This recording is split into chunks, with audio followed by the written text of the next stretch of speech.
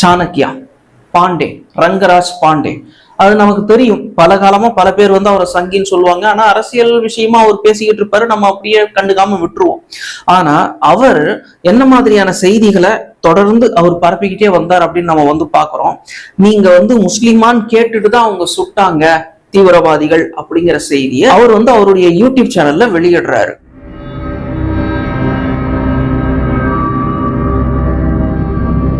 அது உண்மையாகவே இருக்கும் பட்சத்தில் வரவர்கள் ஒரு மத வெறியோட தான் உள்ள வர்றாங்க. அவர்களுடைய நோக்கம் இங்க பிரச்சனை தீரக்கூடாது, தவிர இந்த இடத்துல வெளி மாநிலங்கள் உள்ள வரக்கூடாதுங்கிறது தான் அவங்களுடைய நோக்கமா இருக்கு.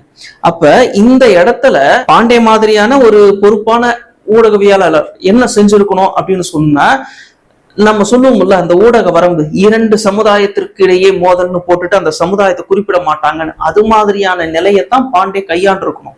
ஆனா இங்க அவர் என்ன பண்ணிருக்காரு அப்படின்னா, அவரு தெளிவா அவரு வீடியோ போட்டிருக்காரு, முஸ்லீம்னு கேட்டுட்டு அவங்க சுட்டாங்க அப்படிங்கிற மாதிரி. ஆனா இதை நம்ம அவர்கிட்ட போய் கேள்வியா எழுப்புனா, நாங்க உண்மையான வெளியிட்டோம், எங்க ஊடகம் எப்பவுமே பொய் சொல்லாது அப்படின்னு. இது மூலியமா மிகப்பெரிய பிரச்சனைகள் வெடிச்சிருந்தா, உத்தரப்பிரதேஷ்லயும் மத்திய பிரதேஷ்லயும் பிரச்சனை வெடிச்சிருக்கு. இப்போ பல இடங்கள்ல முஸ்லிம்கள் தாக்கப்படுகிறார்கள். அவங்க என்ன சொல்றாங்க உத்தரப்பிரதேசத்துல அப்படின்னா, 26 பேரை நீங்க கொண்டு இருக்கிறீங்க காஷ்மீர்ல நடந்தது. உத்தரப்பிரதேசத்துல இருக்கிறவன் என்ன செய்வான்? ஆனா அவங்க சொல்றாங்க, நீங்க 26 பேரை கொன்னீங்க, அதனால நாங்க 26,000 பேரை கொல்லுவோம் அப்படின்னு சொல்லியிருக்கிறாங்க.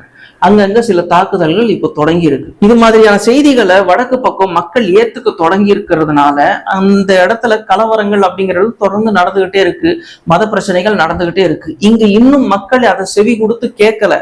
ஆனால் இது மாதிரியான, அதாவது அங்க அர்ணப் கோஸ்வாமி அப்படின்னா இங்க ரங்கராஜ் பாண்டே அவர்கள், இப்ப அவங்க என்ன பண்றாங்க அப்படின்னா அவங்களுடைய சேனல்ல இதே வேலையா பண்ணிட்டு இருக்கிறாங்க.